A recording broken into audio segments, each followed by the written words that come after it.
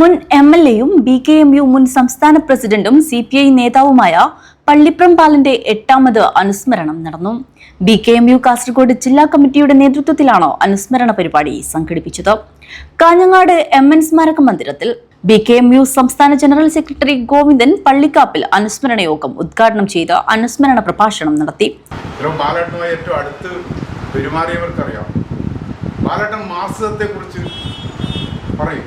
മാർക്സിസത്തിൻ്റെ ബാലപാഠം വളരെ കൃത്യമായി ബോധ്യമുള്ള നേതാവായിരുന്നു സഹ ബാലട്ടൻ. ആ നിലയിൽ സംസാരിക്കുമ്പോഴൊക്കെ നമുക്ക് ബോധ്യപ്പെട്ടൊരു കാര്യമാണ്. അതുപോലെ തന്നെ രാജ്യത്തെ വിവിധ വിഷയങ്ങളിൽ ഒരു കമ്മ്യൂണിസ്റ്റുകാരൻ്റെ ദീർഘവീക്ഷണത്തോടു കൂടി ഏത് വിഷയത്തിലും കമ്മ്യൂണിസ്റ്റ് നിലപാട് ഉയർത്തിപ്പിടിച്ച സഖാവായിരുന്നു സഹ പള്ളിപ്രം ബാലട്ടൻ. അതിപ്പോൾ ദേശീയാടിസ്ഥാനത്തിലുള്ള ഒരു വിഷയമായാൽ പോലും സഹ പള്ളിപ്രം അതിനെക്കുറിച്ച് വളരെ ആധികാരികമായി കമ്മ്യൂണിസ്റ്റ് പാർട്ടിയുടെ നിലപാട് ഏത് വേദിയിലും പോയി പറയുന്നത് ഞാൻ ഒരുപാട് കേട്ടിട്ടുണ്ട്.